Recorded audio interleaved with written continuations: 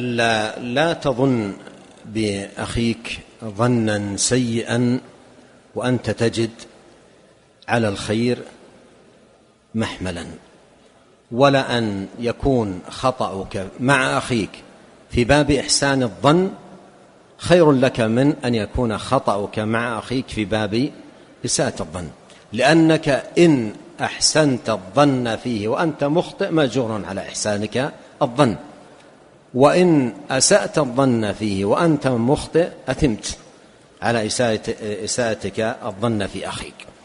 ولهذا يحذر المرء من مثل هذا، وخاصة يعني الظنون هذه التي هي في الحقيقة من إلقاء الشيطان لإلقاء العداوة بين الإخوان.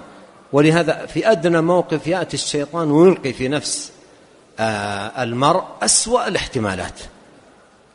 الاحتمالات وأسوأ الظنون، ثم تقع العداوة، وهذا مطلوب الشيطان، وهذا هو مطلوب الشيطان.